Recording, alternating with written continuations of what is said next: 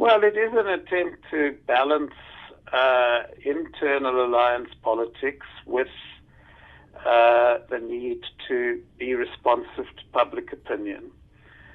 And in most cases, I think that it's been a reasonably successful exercise. But the one aspect in which it has not been a successful exercise is in relation to business, because the removal of Pravin Gordhan as finance minister and the removal of Yunus Karim as telecommunications minister is likely to send a signal to business that its concerns are not being met. But of course the ANC, I think, is gambling that they can compensate for that by the fact that Cyril Ramaphosa is deputy president and that he has confidence among business.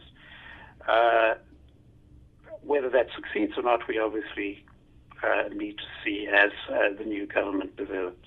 Now, Nomvula Makunyane was somebody who supported the president and supported the Mangaung winners faithfully, despite the fact that it isolated her from the provincial ANC.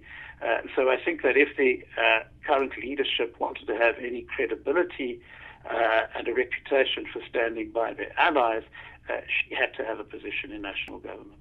And you run the risk that if no role is found for Paul Mashatile in government, that he may take the view that he's better off in some other political party and that he may leave the ANC. So it is a very risky move. You need to remember that the Minister of Basic Education, Ms. Motshekga, is actually head of the ANC Women's League, and that means she is a senior figure in the ANC.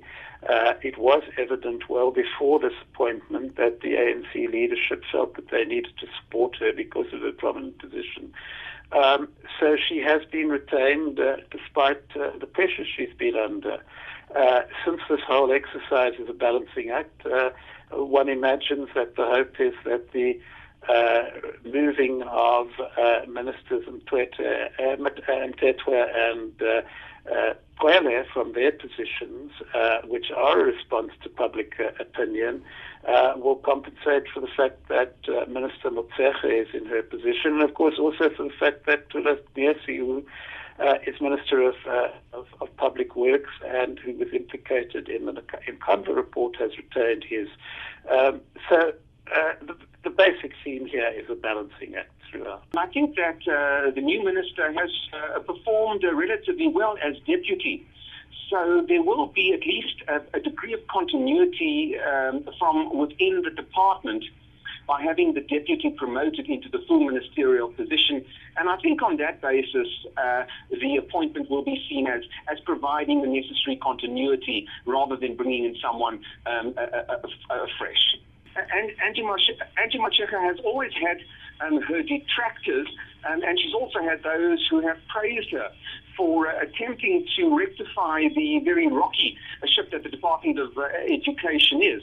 So I think for Minister Motshekga, it is confirmation that perhaps the department has turned the corner in terms of its intended improvement in educational outcomes.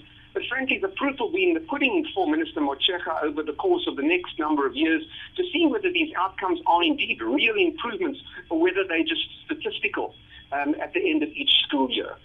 Look, I think the broad cabinet appointments really are relatively unexciting. I don't think that we've seen specific new examples of talented individuals coming to the fore in specific ministries. And I think that there has been a surprise, for example, in the Ministry of Communications. I think the new minister there really is an untested and an unknown. So I think what's going to be of critical importance for this cabinet is not so much the people who are the ministers, but more the broad policy directives that are put into place. In other words, Cyril Ramaphosa as deputy president will really need to crack the National Development Plan whip, so to speak.